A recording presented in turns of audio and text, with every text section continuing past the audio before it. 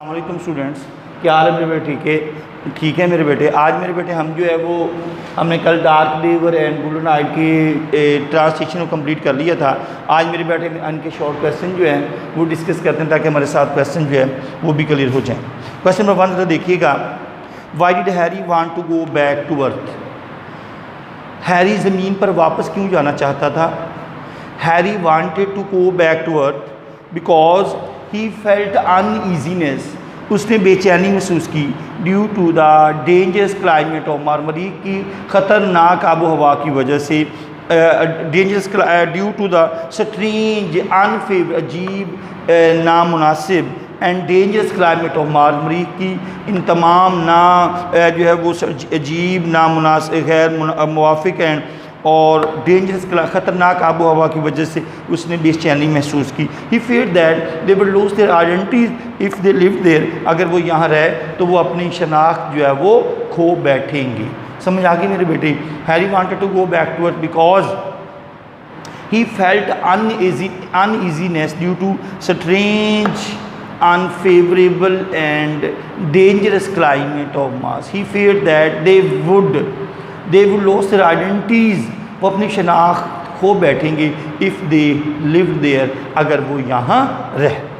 Why did Harry want to stay at Mars after some time? कुछ वक्त के बाद ये वो हैरी क्यों उसने कहा कि यहीं जो है वो स्टे करना है? Because Harry wanted to stay at because he had now become a Martian, अब वो मरीख का इंसान बन चुका था, मतलब कि वो वहाँ के इन्वायरमेंट से जो है वो ढल चुका था। He and after passing some time there, now he did not like the lifestyle of earth people, अब वो ज़मीनी लोगों के इस रवैये को, लाइफस्टाइल को पसंद नहीं करता था। His thoughts have been completely changed, उसके ख्यालात मुकम्मल तौर पर तब्दील हो चुके थे। समझ आ गई? Why did Harry want to go? Why did Harry want to stay at Mars after some time? Because he had now become a Martian man. वो एक मरीख मार्शियन मैन बन चुका था। मरीख का उसका तर्ज और वो लोगों के और वो ज़मीनी लोगों के लाइफस्टाइल को पसंद नहीं करता था और उसके ख्यालात भी तब्दील हो चुके थे। What was the climate they faced? उन्हें किस तरह की आबो हवा का सामना करना पड़ा? They had to at Mars they had to face a severe climate. They had to face a very severe, सख्त आबो हवा का सामना करना पड़ा। Hot and strong winds, सख्त और तेज़ हवाएं, blew all the day, all the time, पूरा वक्त चलती थी। There was fog, heavy fog at night, और रात के वक्त बहुत ज़्यादा धुंध पड़ती थी। What was the condition of Britain family on the hearing the news of war on earth? जब Britain family ख़ानदान की क्या कंडीशन थी जब उन्होंने जंग की खबर सुनी? The Britain family was greatly worried, terrified at the news of war on earth. बहुत ज़्यादा खौफज़दा हो गई।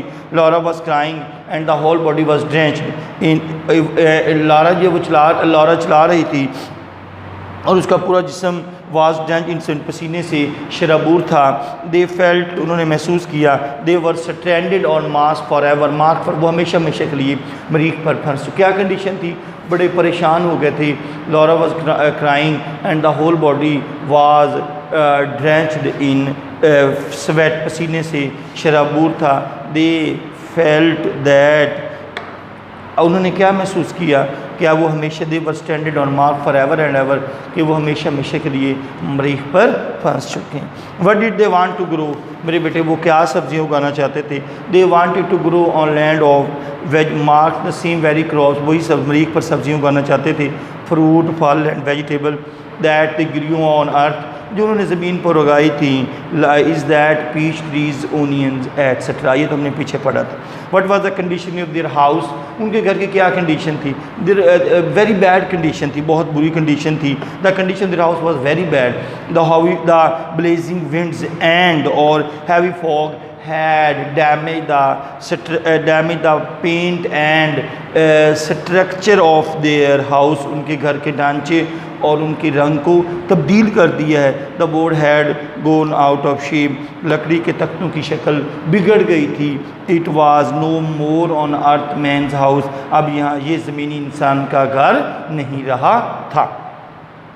Very very important question, what was the advice Harry give to the people. हमने पीछे ही पढ़ा था कि हैरी ने क्या नसीहत की। Harry advise the people to build a rocket and go back to earth. उसने कहा था, इट्स अ वेरी वेरी, इसको अंडरलाइन, इसको it's a very very important question है, मेरे बेटे ज़हन में रख दीजिएगा कि what was advice Harry give to the people. Harry इन लोगों को क्या नसीहत की थी। Harry advise the people to build a rocket बनाओ एंड गो बैक टू अर्थ, और ज़मीन पर वापस जाओ। He also pointed out the changes bringing about in their bodies as well. उसने हमारे जिस्म में रूनुमा होने वाली तब्दीलियों को भी निशाही। He also pointed out the changes bringing about in their bodies as well. आखिरी क्वेश्चन है मेरे बेटे, how much dangerous Martian virus can B.